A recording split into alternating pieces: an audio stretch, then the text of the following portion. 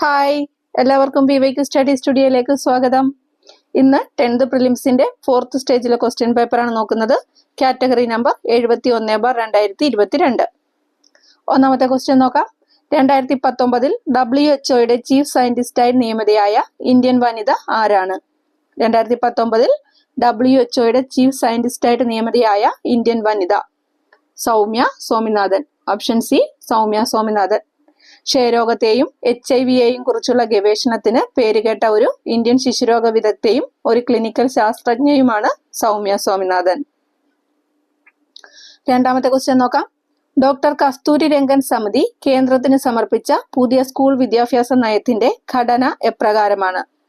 Doctor Kasturi Rangan സമിതി കേന്ദ്രത്തിന് സമർപ്പിച്ച പുതിയ സ്കൂൾ വിദ്യാഭ്യാസ നയത്തിന്റെ ഘടന എപ്രകാരമാണ്? 5+3+3+4. Answer option A, 5+3+3+4.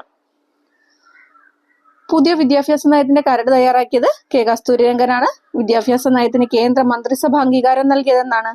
2020 ജൂലൈ 29. വിദ്യാഭ്യാസ നയത്തിന് കേന്ദ്ര മന്ത്രിസഭ അംഗീകാരം നൽകിയെന്നാണ്? 2020 ജൂലൈ 29. 10+2 ഘടനയിലുള്ള സ്കൂൾ വിദ്യാഭ്യാസ രീതിക്ക് പകരം കൊണ്ടുവന്നതാണ് ഏത്? 5+3+3+4 എന്ന പുതിയ പാഠ്യപദ്ധതി. ഇത് നടപ്പിലാക്കുന്ന ആദ്യ ഇന്ത്യൻ സംസ്ഥാനം ഏതായിരുന്നു? കർണാടക. ഈ വിദ്യാഭ്യാസ നയം നടപ്പിലാക്കുന്ന ആദ്യ ഇന്ത്യൻ സംസ്ഥാനം കർണാടകയായിരുന്നു. രണ്ടാമത്തേത് മധ്യപ്രദേശ്. മൂന്നാമത്തെ ക്വസ്റ്റ്യൻ നോക്കാം. റിസർവ് ബാങ്ക് പുറത്തിറക്കിയ പുതിയ 500 രൂപ നോട്ടിൽ കാണുന്ന ചിത്രം. റിസർവ് ബാങ്ക് പുറത്തിറക്കിയ പുതിയ 500 രൂപ നോട്ടിൽ കാണുന്ന ചിത്രമാണ് ചെങ്കോട്ട. ഓപ്ഷൻ ഡി, ചെങ്കോട്ട. നമുക്ക് കുറച്ച് നോട്ടുകളുടെയും ചിത്രങ്ങളും ഒക്കെ ഒന്ന് നോക്കാം. 2000 രൂപ നോട്ടിൽ കാണുന്ന ചിത്രം ഏതാ? 2000 രൂപയുടെ നോട്ടിൽ കാണുന്ന ചിത്രമാണ് മംഗൾയാൻ. 2000 രൂപ നോട്ടിന്റെ നിറം മജന്ത. നിറം മജന്ത, ചിത്രം മംഗൾയാൻ. 500 രൂപ നോട്ടില് ചെങ്കോട്ടയുടെ ചിത്രമാണ്. 500 രൂപ നോട്ടിന്റെ നിറം സ്റ്റോൺ ഗ്രേ ആണ്. സ്റ്റോൺ ഗ്രേ ആണ് നിറം. ചെങ്കോട്ട ചിത്രം. ഇനി 200 രൂപയുടെ നോട്ടിൽ കാണുന്ന ചിത്രം ഏതാ?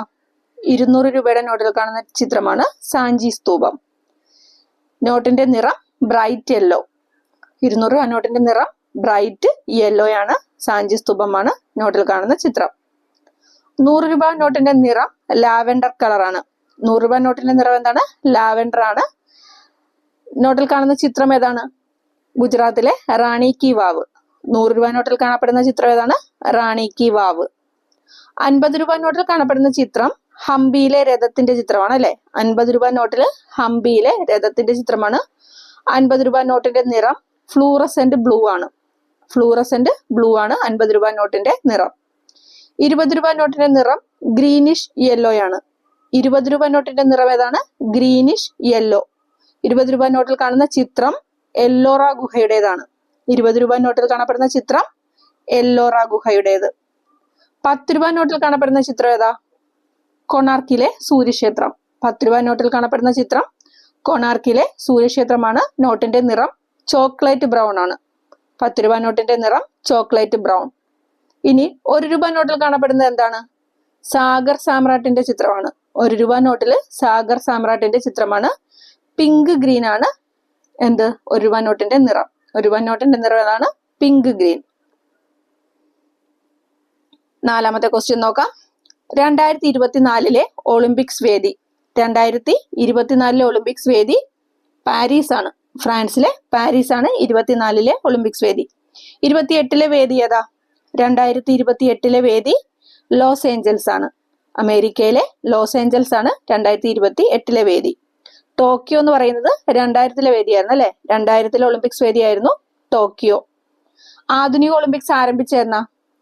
ആധുനിക ഒളിമ്പിക്സ് ആരംഭിച്ചത് 1896. ആധുനിക ഒളിമ്പിക്സിന്റെ പിതാവാണ് ആര്? Pierre de Coubertin. ആധുനിക ഒളിമ്പിക്സിന്റെ പിതാവ് പിയറി ഡി കുബർട്ടിൻ. ഒളിമ്പിക്സ് പതാക രൂപകൽപ്പന ചെയ്തതും ആരാണ്? പിയറി ഡി കുബർട്ടിൻ തന്നെയാണ്. ഒളിമ്പിക്സ് പതാക രൂപകൽപ്പന ചെയ്തതും പിയറി ഡി കുബർട്ടിൻ ആണ്. ഒളിമ്പിക്സ് പതാകയുടെ നിറം വെള്ള. ഒളിമ്പിക്സ് പതാകയുടെ നിറം ഏതാണ്? വെള്ള. ഒളിമ്പിക്സ് മ്യൂസിയം സ്ഥിതി ചെയ്യുന്നത് എവിടെയാണ്? ലോസെയിൻ. എവിടെയാണ്? ലോസെയിനിലാണ് ഒളിമ്പിക്സ് മ്യൂസിയം സ്ഥിതി ചെയ്യുന്നത്. അഞ്ചാമത്തെ ക്വസ്റ്റ്യൻ നോക്കാം. മസ്തിഷ്ക മരണം സംഭവിച്ചവരുടെ അവയവം ദാനം ചെയ്യുന്നതിനുള്ള പദ്ധതി. മസ്തിഷ്ക മരണം സംഭവിച്ചവരുടെ അവയവം ദാനം ചെയ്യുന്നതിനുള്ള പദ്ധതിയാണ് മൃതസഞ്ജീവനി. ഓപ്ഷൻ എ മൃതസഞ്ജീവനിയാണ് പദ്ധതി. കേരള സർക്കാരിന്റെ സമ്പൂർണ്ണ അവയവദാന പദ്ധതിയാണ് ഇതല്ലേ. കേരള സർക്കാരിന്റെ സമ്പൂർണ്ണ അവയവദാന പദ്ധതിയാണ് മൃതസഞ്ജീവനി എന്ന് പറയുന്നത്. ഇനി ഇവിടെ ജീവനി സഞ്ജീവനി തന്നിട്ടുണ്ട്. സംസ്ഥാനത്ത് അതിർത്തികളിൽ കടുത്ത നിയന്ത്രണങ്ങൾ തുടങ്ങിയപ്പോൾ പഴങ്ങളും പച്ചക്കറികളും വീട്ടിലെത്തിക്കാൻ വേണ്ടിയിട്ട് കൃഷി വകുപ്പ് ആരംഭിച്ച പദ്ധതിയാണ് ഏത്? ജീവനി സഞ്ജീവനി. അതുപോലെ ജീവൻ ദീപം എന്ന് പറയുന്നത് അയൽക്കൂട്ട അംഗങ്ങൾക്കുള്ള ഇൻഷുറൻസ് പദ്ധതിയാണ് ജീവൻ ദീപം. അപ്രതീക്ഷിത പ്രതിസന്ധികളെ തരണം ചെയ്യാൻ കുടുംബശ്രീ അംഗങ്ങളെ പ്രാപ്തരാക്കുകയാണ് ജീവൻ ദീപം പദ്ധതി കൊണ്ട് ഉദ്ദേശിക്കുന്നത്. പിന്നെയോ ജീവനം പദ്ധതി തന്നിട്ടുണ്ട് അല്ലെ. കുറ്റകൃത്യങ്ങൾക്ക് ഇരയായി മരണപ്പെടുന്നവരുടെ ആശ്രിതർക്കും ഗുരുതര പരിക്ക് പറ്റിയവർക്കും പുനരധിവാസത്തിനായിട്ട് സ്വയം തൊഴിൽ സംരംഭം ആരംഭിക്കുന്നതിന് ധനസഹായം നൽകുന്ന പദ്ധതിയാണ് ജീവനം പദ്ധതി. കുറ്റകൃത്യങ്ങൾക്ക് ഇരയായി മരണപ്പെടുന്നവരുടെ ആശ്രിതർക്കും അല്ലെങ്കിൽ ഗുരുതര പരിക്ക് പറ്റിയവർക്കും പുനരധിവാസത്തിനായിട്ട് സ്വയം തൊഴിൽ സംരംഭം ആരംഭിക്കാൻ ധനസഹായം നൽകുന്ന പദ്ധതി, അതാണ് ജീവനം പദ്ധതി. അടുത്ത ക്വസ്റ്റ്യൻ നോക്കാം. 6ാമത്തെ ക്വസ്റ്റ്യൻ. യുനെസ്കോയുടെ നേതൃത്വത്തിൽ അന്തർദേശീയ മാതൃഭാഷാ ദിനമായി ആചരിക്കുന്നത് എന്നാണ്? യുനെസ്കോയുടെ നേതൃത്വത്തിൽ അന്തർദേശീയ മാതൃഭാഷാ ദിനമായി ആചരിക്കുന്നത് ഫെബ്രുവരി 21 എന്നാണ്. ഫെബ്രുവരി 21. UN-ന്റെ വിദ്യാഭ്യാസ ശാസ്ത്ര സാംസ്കാരിക സംഘടനയാണ് ഏത്? യുനെസ്കോ എന്ന് പറയുന്നത് അല്ലെ. യുനെസ്കോയുടെ ഫുൾ ഫോം എന്താണ്? United Nations Educational Scientific and Cultural Organization. എന്താണ്? United Nations Educational Scientific and Cultural Organization. അതുപോലെ ലോകരാജ്യങ്ങളിൽ സംരക്ഷിക്കപ്പെടേണ്ട സ്മാരകങ്ങളെയും പരിസ്ഥിതി പ്രാധാന്യമുള്ള പ്രദേശങ്ങളെയും ഉൾപ്പെടുത്തി ഈ യുനെസ്കോ തയ്യാറാക്കുന്ന പട്ടികയാണ് ഏത്? ലോക പൈതൃക പട്ടിക എന്ന് പറയുന്നത്. ലോകരാജ്യങ്ങളിൽ സംരക്ഷിക്കപ്പെടേണ്ട സ്മാരകങ്ങളെയും പരിസ്ഥിതി പ്രാധാന്യമുള്ള പ്രദേശങ്ങളെയും ഉൾപ്പെടുത്തി യുനെസ്കോ തയ്യാറാക്കുന്ന പട്ടികയാണ് ലോക പൈതൃക പട്ടിക. യുനെസ്കോയുടെ ലോക പൈതൃക പട്ടികയിൽ ഉൾപ്പെട്ട 1000ാമത്തെ കേന്ദ്രമാണേത്? ഒഗവാങ്കോ ഡെൽറ്റ. ബോട്സ്വാനയിലെ ഒഗവാങ്കോ ഡെൽറ്റയാണ് യുനെസ്കോയുടെ ലോക പൈതൃക പട്ടികയിൽ ഉൾപ്പെട്ട 1000ാമത്തെ കേന്ദ്രം. 7ാമത്തെ ക്വസ്റ്റ്യൻ നോക്കാം. ഭരണതലത്തിലും ഉദ്യോഗ തലത്തിലും രാഷ്ട്രീയ തലത്തിലുമുള്ള അഴിമതി തടയുന്നതിനായി സംസ്ഥാന തലത്തിൽ രൂപം നൽകിയിട്ടുള്ളതാണ് ലോകായുക്ത. നിലവിൽ സംസ്ഥാനത്തെ Lokayukta. Option A justice സിറേഖ് Joseph ആണ്. എന്നാൽ 2024 മാർച്ചിൽ ഇദ്ദേഹത്തിന്റെ കാലാവധി കഴിഞ്ഞായിട്ടാണ് കാണിക്കുന്നത്. കേരള ലോകായുക്ത നിയമം പാസാക്കിയത് എന്നാണ്? കേരള ലോകായുക്ത നിയമം പാസാക്കിയത് 1999 എന്നാൽ കേരള ലോകായുക്ത നിയമം നിലവിൽ വന്നത് 1998 നവംബർ 15 മുൻകാല പ്രാബല്യത്തോടെ നിലവിൽ വന്നിട്ടുണ്ട്. 99 നിയമം പാസാക്കിയത്. 98 നവംബർ 15 മുൻകാല പ്രാബല്യത്തോടെയാണ് കേരള ലോകായുക്ത നിയമം നിലവിൽ വന്നിരിക്കുന്നത്. ലോകായുക്തയെ നിയമിച്ച ആദ്യ ഇന്ത്യൻ സംസ്ഥാനം മഹാരാഷ്ട്രയാണ്. ലോകായുക്തയെ നിയമിച്ച ആദ്യ ഇന്ത്യൻ സംസ്ഥാനം ഏതാണ്? മഹാരാഷ്ട്ര. ലോകായുക്ത നിയമം പാസാക്കിയ ആദ്യ സംസ്ഥാനം ഒഡീഷയാണ്. ലോകായുക്ത നിയമം പാസാക്കിയ ആദ്യ സംസ്ഥാനം ഒഡീഷയാണ്. എന്നാൽ ലോകായുക്തയെ നിയമിച്ച ആദ്യ ഇന്ത്യൻ സംസ്ഥാനം മഹാരാഷ്ട്രയാണ്. അടുത്ത ക്വസ്റ്റ്യൻ നോക്കാം. 8ാമത്തെ ക്വസ്റ്റ്യൻ. 2019 ലോകകപ്പ് ക്രിക്കറ്റ് ജേതാക്കൾ. 2019 ലോകകപ്പ് ക്രിക്കറ്റ് ജേതാക്കളാണ് ആര്? ഇംഗ്ലണ്ട് അല്ലെ. ആരെയാണ് പരാജയപ്പെടുത്തിയത്? ന്യൂസിലൻഡിനെ. റണ്ണേഴ്സ് അപ്പ് ആണ് ന്യൂസിലൻഡ്. വേദി ഇംഗ്ലണ്ടില് വെയിൽസിലായിരുന്നു. വേദി എവിടെയാണ്? ഇംഗ്ലണ്ടിൽ തന്നെ വെയിൽസിലായിരുന്നു ലോകകപ്പിന്റെ വേദി. ഫൈനലിലെ മാൻ ഓഫ് ദ മാച്ച് ആയിരുന്നു ഇംഗ്ലണ്ട് താരം Ben Stokes. Man of the match ആരായിരുന്നു? ബെൻ സ്റ്റോക്സ്, ഇംഗ്ലണ്ട് താരമായിരുന്നു. ഏറ്റവും കൂടുതൽ റൺസ് നേടിയ താരം ഇന്ത്യയുടെ രോഹിത് ശർമ്മയാണ്. ഏറ്റവും കൂടുതൽ റൺസ് നേടിയ താരമായിരുന്നു ഇന്ത്യയുടെ രോഹിത് ശർമ്മ. ഒരു ലോകകപ്പ് ക്രിക്കറ്റിൽ ഏറ്റവും കൂടുതൽ സെഞ്ചുറി നേടുന്ന താരമാണ് നമ്മുടെ രോഹിത് ശർമ്മ. ഒരു ലോകകപ്പ് ക്രിക്കറ്റിൽ ഏറ്റവും കൂടുതൽ സെഞ്ചുറി നേടുന്ന താരമാരാണ്? ഇന്ത്യയുടെ രോഹിത് ശർമ്മ. 5 സെഞ്ചുറിയാണ് നേടിയത്. അടുത്ത ക്വസ്റ്റ്യൻ നോക്കാം. ശരിയായ പ്രസ്താവനകൾ തിരഞ്ഞെടുക്കുക. ഉത്തര അറ്റ്ലാന്റിക് സഖ്യ സംഘടന അതായത് നാറ്റോ രൂപം കൊണ്ടത് 1949 ഏപ്രിൽ 4 രണ്ടാമത്തേത് ബ്രസൽസ് ആണ് നാറ്റോയുടെ ആസ്ഥാനം. 3 അംഗരാജ്യങ്ങൾക്ക് നേരെയുള്ള സൈനിക നീക്കങ്ങൾ ഒറ്റക്കെട്ടായി പ്രതിരോധിക്കുക എന്നതാണ് ലക്ഷ്യം. ഇതില് ശരിയായ പ്രസ്താവനകളാണ് ചോദിച്ചേക്കുന്നത്. തന്നിരിക്കുന്ന 3 ശരിയായിട്ടുള്ള പ്രസ്താവനകളാണ് അല്ലെ. ഓപ്ഷൻ ഡി 3 ശരിയായിട്ടുള്ള പ്രസ്താവനകളാണ്. നാറ്റോയുടെ ഫുൾ ഫോം ആണ് എന്ത്? നോർത്ത് അറ്റ്ലാന്റിക് ട്രീറ്റി ഓർഗനൈസേഷൻ എന്ന് പറയുന്നത്. സ്ഥാപിതമായത് 1949 ഏപ്രിൽ 4-നാണ്. ആസ്ഥാനം ബെൽജിയത്തിലെ ബ്രസൽസ് ആണ്. ശീതയുദ്ധകാലത്ത് അമേരിക്കയുടെ നേതൃത്വത്തിൽ രൂപീകൃതമായ പടിഞ്ഞാറൻ രാജ്യങ്ങളുടെ സഖ്യമാണ് ഈ നാറ്റോ എന്ന് പറയുന്നത്. നാറ്റോ രൂപീകൃതമാകുമ്പോൾ 12 അംഗരാജ്യങ്ങളാണ് ഉണ്ടായിരുന്നത്. രൂപീകൃതമാകുമ്പോൾ എത്ര എണ്ണം ഉണ്ടായിരുന്നു? 12 അംഗരാജ്യങ്ങളാണ് ഉണ്ടായിരുന്നത്. നിലവില് 30 അംഗരാജ്യങ്ങളുണ്ട്. നിലവിൽ നാറ്റോയിലെ അംഗരാജ്യങ്ങളുടെ എണ്ണം എത്രയാണ്? 30. 30ാമത് അംഗമായ രാജ്യം ഏതാ? അത് നോർത്ത് മാസിഡോണിയാണ്. 30ാമത് അംഗമായ നാറ്റോയിൽ 30ാമത് അംഗമായ രാജ്യമാണ് നോർത്ത് മാസിഡോണിയ. അടുത്ത ക്വസ്റ്റ്യൻ നോക്കാം. 2022 രാജ്യത്ത് എല്ലാവർക്കും വീട് എന്ന ലക്ഷ്യം നേടുന്നതിനായി 2015 ജൂൺ 25-ന് പ്രധാനമന്ത്രി നരേന്ദ്രമോദി പ്രഖ്യാപിച്ച പദ്ധതി. 2022 രാജ്യത്ത് എല്ലാവർക്കും വീടെന്ന ലക്ഷ്യം നേടുന്നതിനായി 2015 ജൂൺ 25-ന് പ്രധാനമന്ത്രി നരേന്ദ്രമോദി പ്രഖ്യാപിച്ച പദ്ധതി ഏതാണ്? പ്രധാനമന്ത്രി ആവാസ് യോജന അഥവാ PMAY. പ്രധാനമന്ത്രി ആവാസ് യോജന. ഇന്ദിര ആവാസ് യോജനയുടെ നവീകരിച്ച പദ്ധതിയാണ് പ്രധാനമന്ത്രി ആവാസ് യോജന അഥവാ PMAY. പ്രധാനമന്ത്രി ആവാസ് യോജനയുടെ നടത്തിപ്പിനായിട്ടുള്ള മൊബൈൽ ആപ്ലിക്കേഷനാണ് ആവാസ് ആപ്പ്. പ്രധാനമന്ത്രി ആവാസ് യോജനയുടെ നടത്തിപ്പിന് വേണ്ടിയിട്ടുള്ള മൊബൈൽ ആപ്പ് ഏതാണ്? ആവാസ് ആപ്പ്. അടുത്ത ക്വസ്റ്റ്യൻ നോക്കാം. ഹിമാലയ പർവ്വതത്തിന്റെ ഏറ്റവും തെക്ക് ഭാഗം ഏത് പേരിൽ അറിയപ്പെടുന്നു? ഹിമാലയ പർവ്വതത്തിന്റെ ഏറ്റവും തെക്ക് ഭാഗം ഏത് പേരിൽ അറിയപ്പെടുന്നു? സിവാലിക്സ്. Option C Siwaliks. ഇന്ത്യയുടെ ഉത്തരപർവ്വത മേഖലയെ എത്രയായിട്ട് തിരിച്ചിട്ടുണ്ട്? 3 ട്രാൻസ് ഹിമാലയം, ഹിമാലയം, പൂർവാചൽ അഥവാ കിഴക്കൻ മലനിരകൾ. ഇന്ത്യയുടെ ഉത്തരപർവ്വത മേഖലയെ ട്രാൻസ് ഹിമാലയം, ഹിമാലയം, പൂർവാചൽ അഥവാ കിഴക്കൻ മലനിരകൾ എന്നിങ്ങനെ 3 തിരിച്ചിട്ടുണ്ട്. ഇതിൽ തന്നെ ഹിമാലയത്തെ എന്താ ചെയ്തിട്ടുണ്ട്? വീണ്ടും 3 തിരിച്ചിട്ടുണ്ട്. ഏതൊക്കെയാണത്? ഹിമാദ്രി, ഹിമാചൽ, സിവാലിക്. ഇതില് ഹിമാലയൻ നിരകളിലെ ഏറ്റവും തെക്ക് ഭാഗത്ത് സ്ഥിതി ചെയ്യുന്ന ഏറ്റവും ഉയരം കുറഞ്ഞ പർവ്വത നിരയാണ് സിവാലിക്. ശിവാലിക്കിന്റെ ശരാശരി ഉയരം എന്ന് പറയുന്നത് 1220 മീറ്റർ ആണ്. ശിവാലിക്കിന്റെ ശരാശരി ഉയരം എത്രയാണ്? 1220 മീറ്റർ. ശിവന്റെ തിരുമുടി എന്നാണ് ശിവാലിക്കിന്റെ അർത്ഥം. ശിവാലിക്കിന്റെ അർത്ഥം എന്താണ്? ശിവന്റെ തിരുമുടി. അതുപോലെ ഔട്ടർ ഹിമാലയം എന്നറിയപ്പെടുന്നതും സിവാലിക്കാണ്. സിവാലിക് നിരയാണ് ഔട്ടർ ഹിമാലയം എന്നറിയപ്പെടുന്നത്. സിവാലിക് പ്രദേശത്ത് കാണപ്പെടുന്ന കൃഷിരീതി എന്ന് പറയുന്നത് തട്ടായിട്ടുള്ള കൃഷിരീതിയാണ്. സിവാലിക് പ്രദേശത്ത് കാണുന്ന കൃഷിരീതി എങ്ങനെയുള്ളതാണ്? തട്ടായിട്ടുള്ള കൃഷിരീതിയാണ്. 12ാമത്തെ ക്വസ്റ്റ്യൻ നോക്കാം. ഇന്ത്യയിൽ ആദ്യമായി തിരമാലകളിൽ നിന്ന് ഊർജ്ജം ഉൽപ്പാദിപ്പിക്കുന്നതിനുള്ള പ്ലാന്റ് സ്ഥാപിക്കപ്പെട്ടത് എവിടെ? ഇന്ത്യയിൽ ആദ്യമായി തിരമാലകളിൽ നിന്ന് ഊർജ്ജം ഉൽപ്പാദിപ്പിക്കുന്നതിനുള്ള പ്ലാന്റ് സ്ഥാപിക്കപ്പെട്ടത് എവിടെയാണ്? വിഴിഞ്ഞത്ത് അല്ലെ. ഓപ്ഷൻ ഡി വിഴിഞ്ഞത്ത്. വിഴിഞ്ഞം എവിടെ സ്ഥിതി ചെയ്യുന്നത്? തിരുവനന്തപുരം ജില്ലയിൽ. വിഴിഞ്ഞം സ്ഥിതി ചെയ്യുന്നത് തിരുവനന്തപുരം ജില്ലയിലാണ്.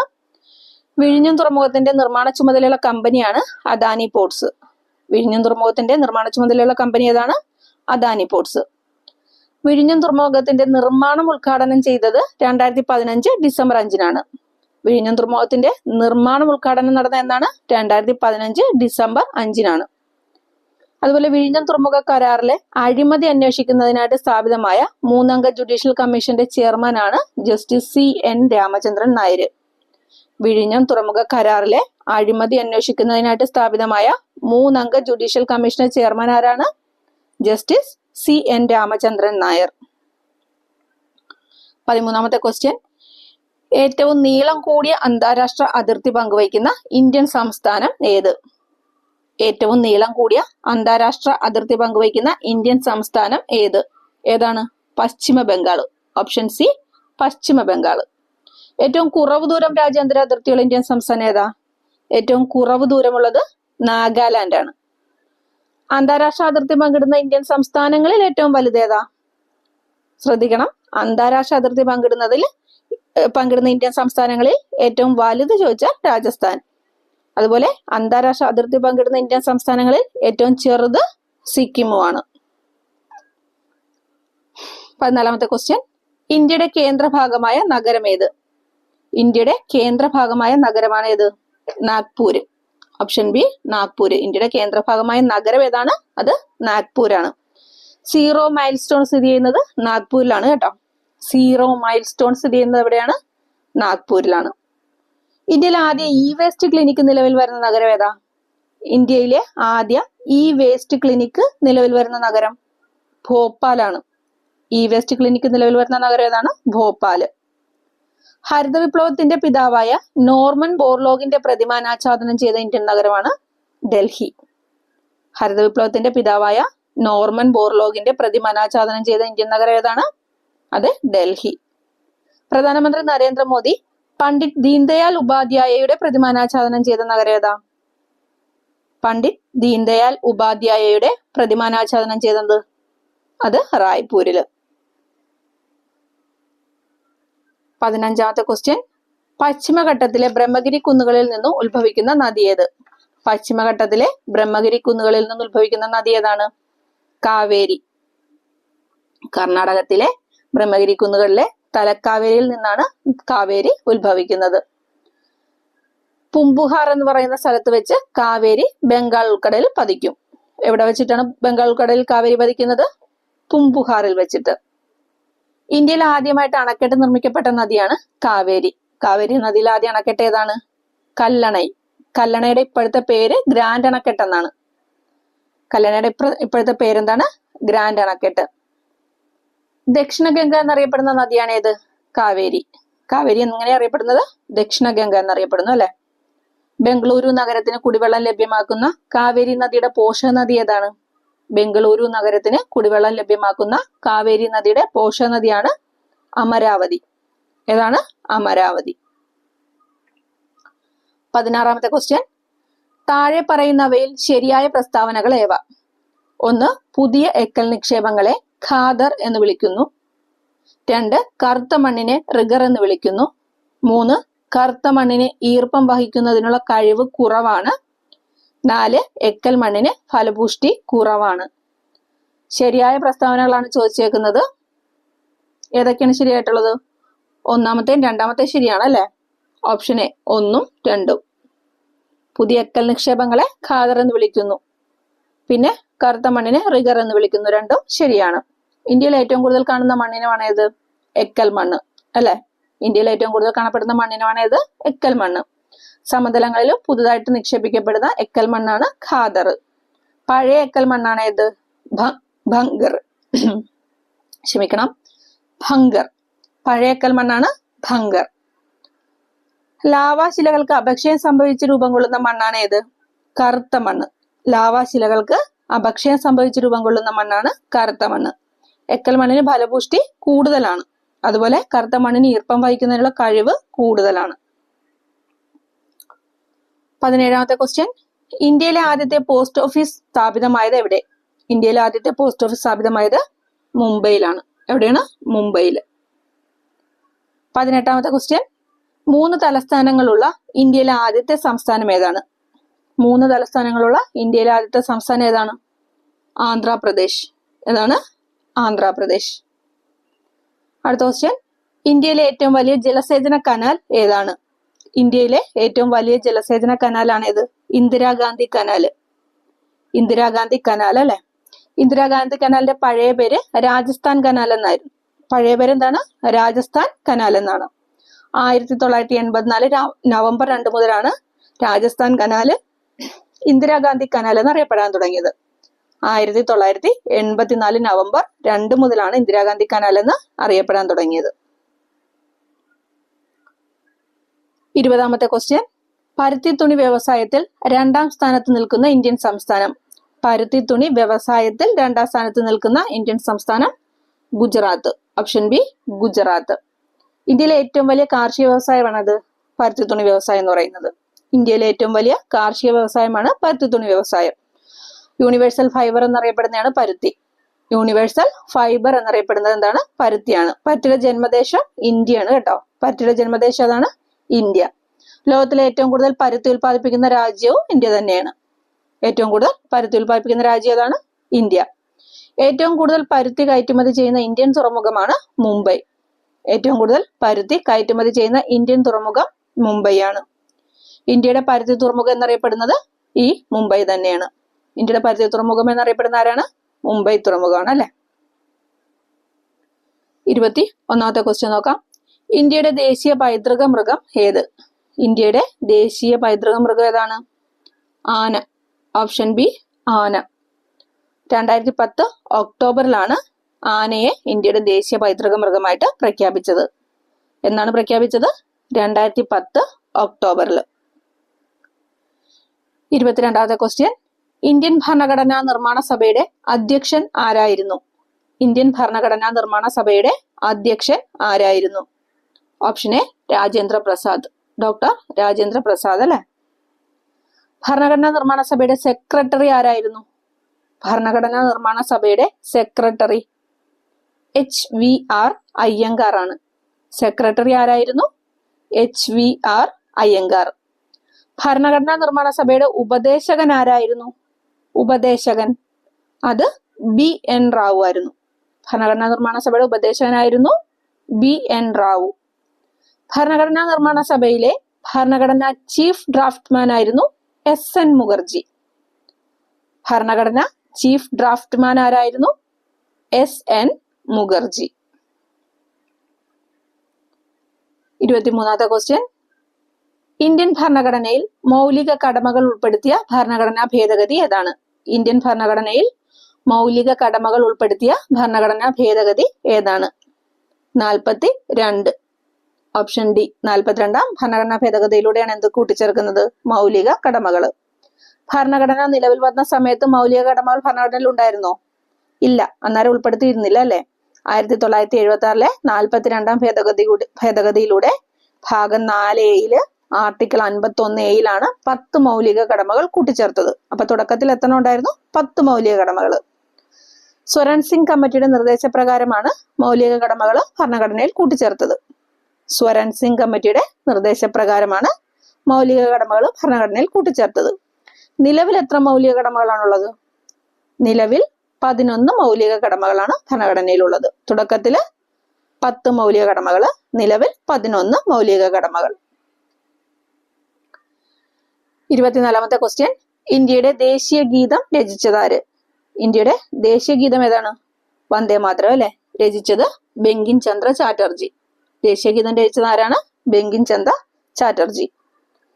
വന്ദേ മാതരം ദേശീയ ഗീതമായി അംഗീകരിച്ചത് 1950 ജനുവരി 24 1950 ജനുവരി 24 വന്ദേ മാതരം ദേശീയ ഗീതമായിട്ട് അംഗീകരിച്ചത്. വന്ദേ മാതരത്തിന് സംഗീതം നൽകിയത് ജാദുനാഥ് ഭട്ടാചാര്യയാണ്. ആരാണ് സംഗീതം നൽകിയത്? ജാദുനാഥ് ഭട്ടാചാര്യ.